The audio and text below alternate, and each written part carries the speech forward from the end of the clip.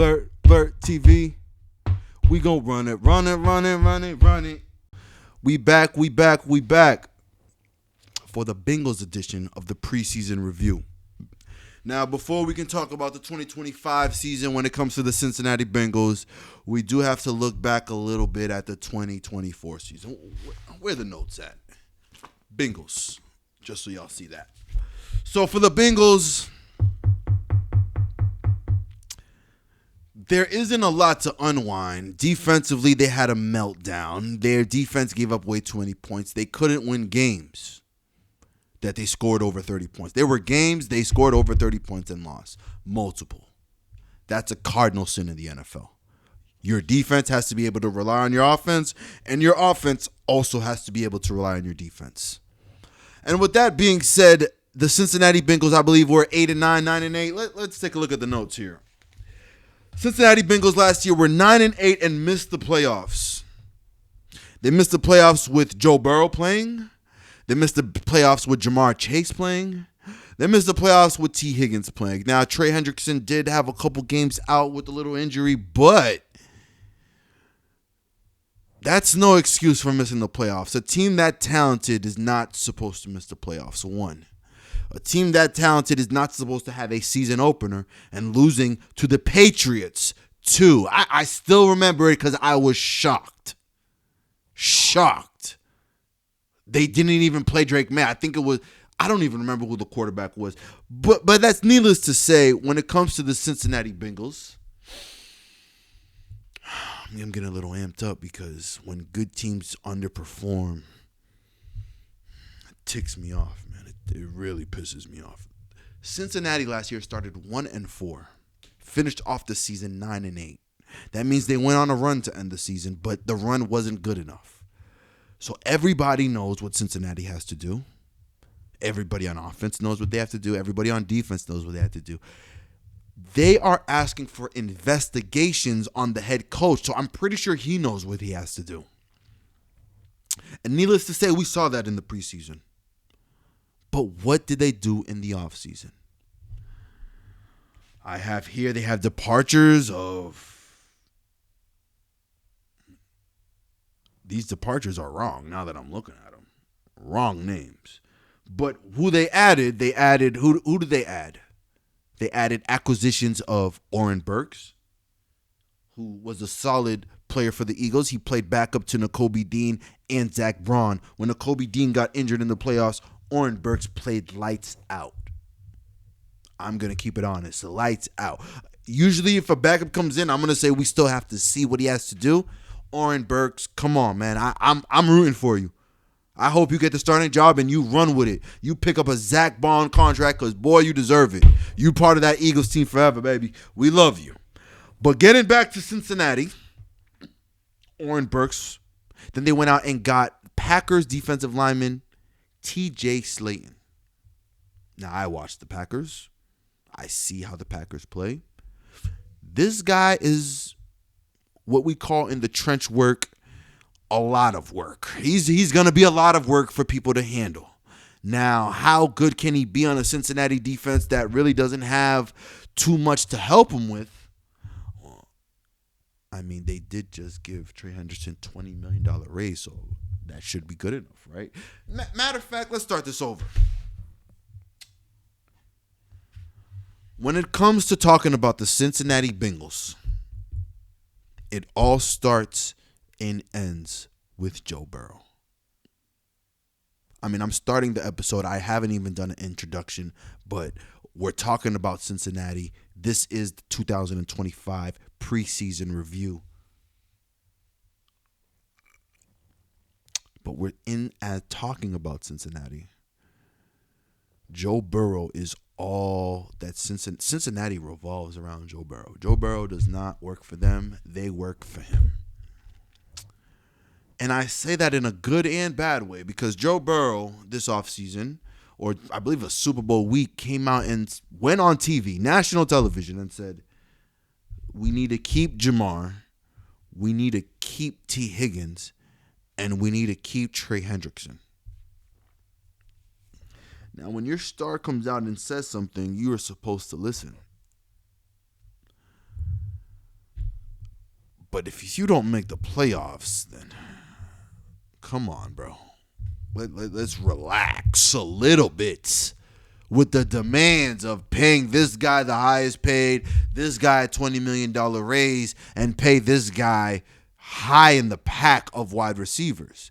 We didn't even make the playoffs last year. So obviously Joe Burrow's running stuff in Cincinnati. Now that may not be a bad thing, but now the bill needs to be collected and it needs to be paid in full. We need to see in Cincinnati that we haven't seen in the last 2 years. We need to take the last 2 years of the Cincinnati Bengals and throw it in the trash. We need to bring back that Cincinnati that played in the Super Bowl. We need to bring back that Cincinnati that beat Kansas City. We need to bring back that Cincinnati that at least had a solid defense when Lou Anarumo was running it. It's not Lou anymore. Lou's gone.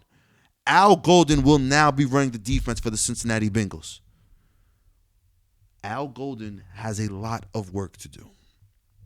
This Cincinnati team gave up yards. I mean, they gave up 26 in points, 25th in yards, and they gave up yards to everybody. They could not stop rookies. They could not stop veterans. They got beat when they scored a lot. They got beat when they scored a little. It didn't matter, but it relies on the defense. You got your star back, Trey. You drafted Shamar Stewart. I want to talk about the Bengals, but this owner's cheap as hell. So you didn't want to pay none of these guys. Joe tells you to pay all these guys. And because Joe tells you to pay all these guys, you didn't even pay him in time that you should have paid him. You paid him late. You paid Hendrickson late at least. You paid Jamar on time. You paid T. Higgins. Cool. But then what was the deal with this rookie? What was the deal with drafting somebody in the first round and then wanting to wait 20 years to get his full compensation? What was that all about? Like, I hear about the void years in the NFL, but to do it to a rookie on a rookie deal, 10, 20 years to get his full compensation. Whoever the owner is, I can't come at the GM for this because there's got to be ownership. This dude left, came to training camp, was ready to and amped to be in the NFL, and they wanted to pay you all your money in 20 years. Everybody else is getting their money in 4 years. Like, didn't even make sense. So happy that somebody whacked him in the head and they paid the kid his money that he's going to be due. But now that they've done trying Shamar Stewart, put my watch back on because I got what I needed to say off. I didn't want, you know what I mean? The heart rate should be going on when I be getting pissed. Now, Shamar Stewart, you got paid. It's time now that you show why you may have been a first-round pick. There is tape on you that shows ability that you might be too strong for the NFL. Your size, your strength, you have everything you need to help out this team. They have a guy that's going to take the offense's attention. The offense's attention will not be on you. Now, whether you produce or not your rookie year, that's always the heads or tails, but you need to keep producing. You need to keep getting better. And you have a guy who just took a $20 million raise. In that raise somewhere is mentoring. Ask him whatever you need to ask. How the hell do you get all these sacks? I don't know how Trey Hendrickson is this good. I'm going to be honest with people. People can tell me that this guy has speed, this guy is strong. I don't see it in this film. I just see a technician who knows how to move and get to the quarterback. All right, I got to use a bull rush. I'm going to use a bull rush. All right, I got to use a swim move. I'm going to use a swim move. Trey Hendrickson is talented. Don't get me wrong. He might be the most talented guy last season to come to that position. Bosa, Watt, Garrett, he had the most sacks on the worst defense. So teams could run the ball at the end of the game, and he's still out here getting sacks. Teams don't have to.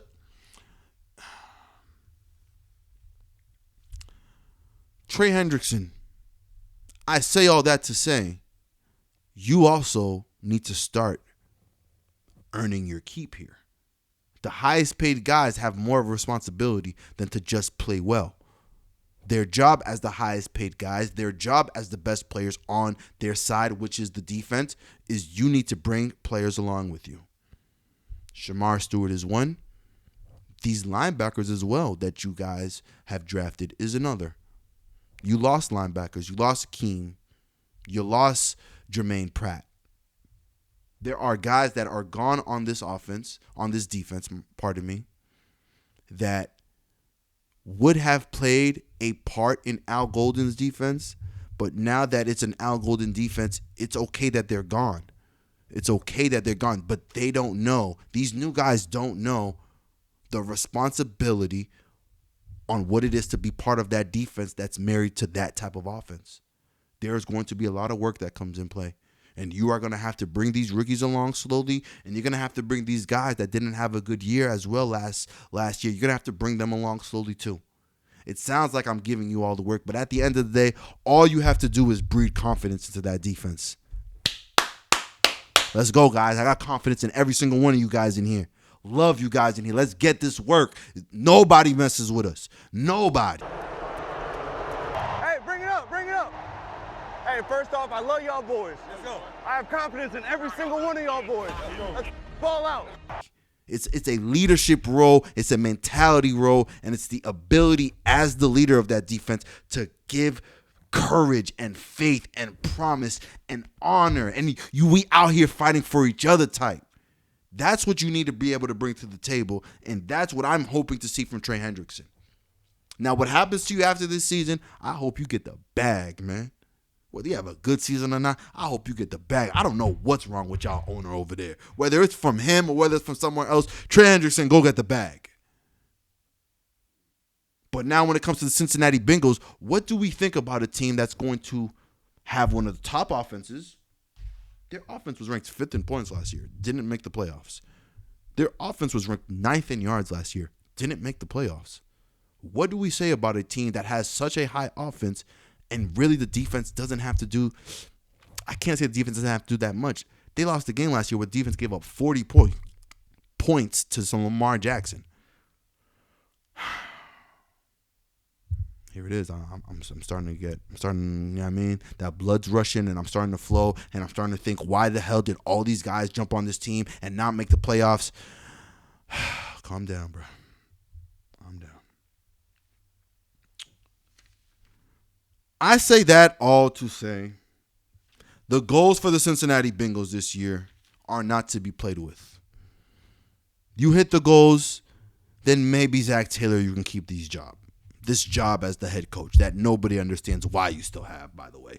If people in Cincinnati think Zach Taylor should be the head coach, please say, yay, Zach Taylor in the comments. I don't think we're going to see one yay, but I would be impressed if I saw one. I would be shocked, impressed. I will never talk trash about Zach Taylor again if I can get a yay Zach Taylor for the last 2-3 years that he's been a Cincinnati Bengals head coach. Because everybody should be mad. If this was Philly, he's gone. No question about it. But going in, you guys need to make the playoffs. You guys need to develop the young talents. I brought that earlier up before, as in the defensive young talents, so that we can actually start building a defense and stop worrying about scoring 40 points and losing. What's next will be the mental fortitude. It's something about watching the Cincinnati Bengals that you understand that there are playmakers on that field, and then there are guys that the playmakers have to somehow make plays around. Joe Burrow and this offensive line has always been hectic. We need some playmakers on that line. We need to be able to give the quarterback time. Joe Burrow has some of the greatest tape where he's taking sacks and giving you pinpoint passes. We need less of that tape. I love the tape, but we need less of the quarterback getting hit and having to find a way to make something out of nothing. Joe Burrow is an exceptional quarterback. He just needs to be given the chance to show that.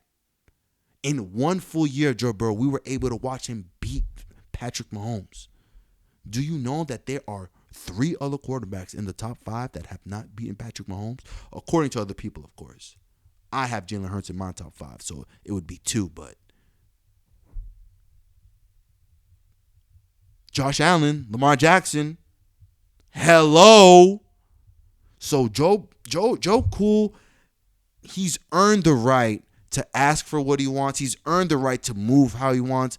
But we still need to see more to place you in that echelon that you deserve to be placed. You did have the greatest college football season of all time, hands down. You did have a great year when you guys went to the Super Bowl. But the thing is, the difference between the two is that when you won the national championship, we hold that Joe Burrow to a high regard. Every quarterback that comes in, can you have a 1 year like Joe Burrow? This Joe Burrow that we get in the NFL, we have him everywhere.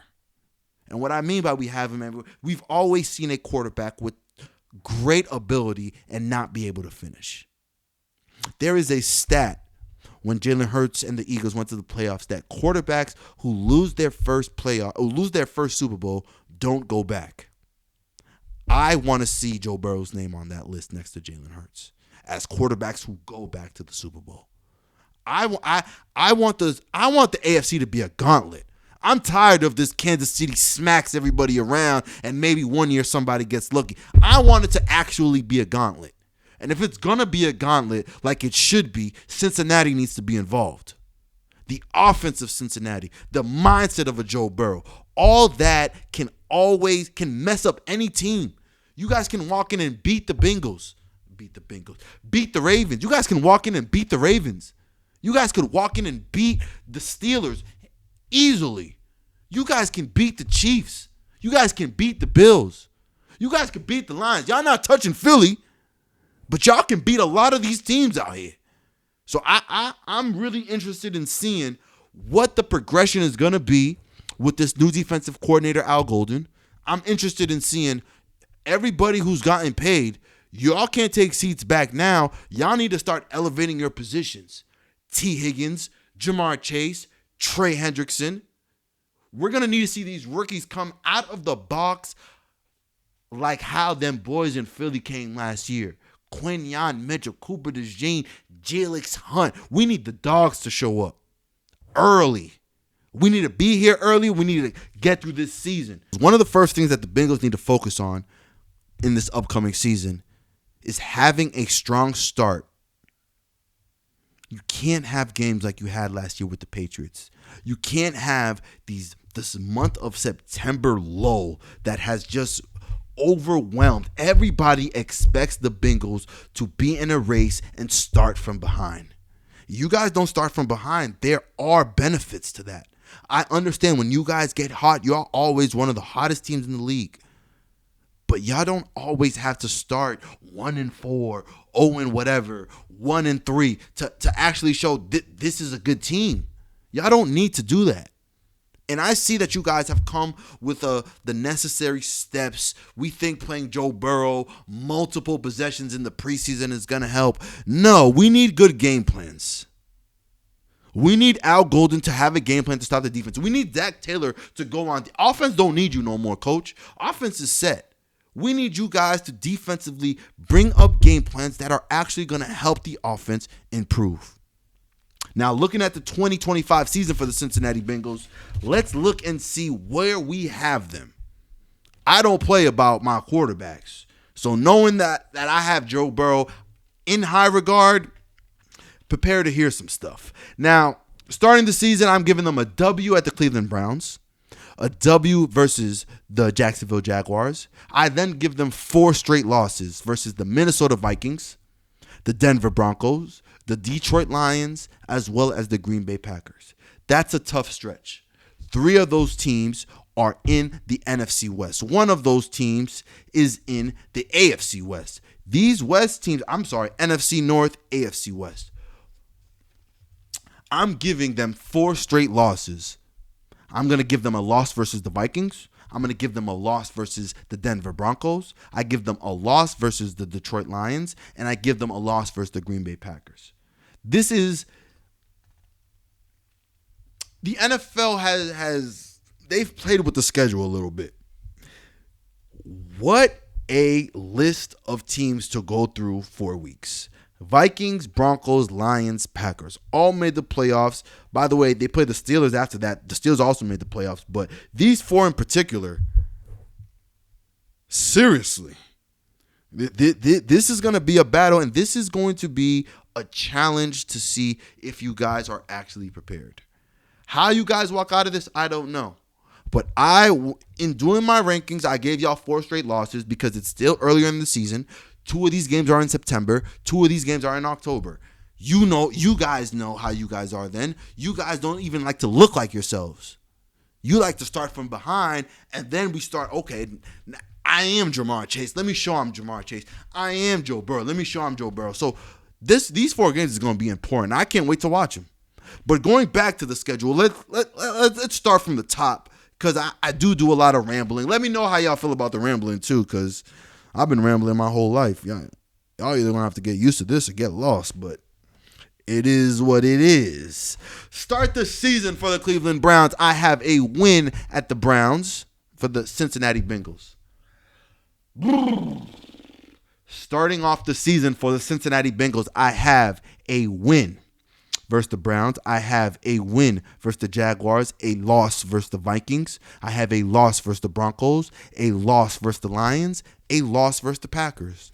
I then have y'all winning versus the Steelers, a win versus the Jets, and a win versus the Chicago Bears, bringing y'all record pre-bye week to 5-4.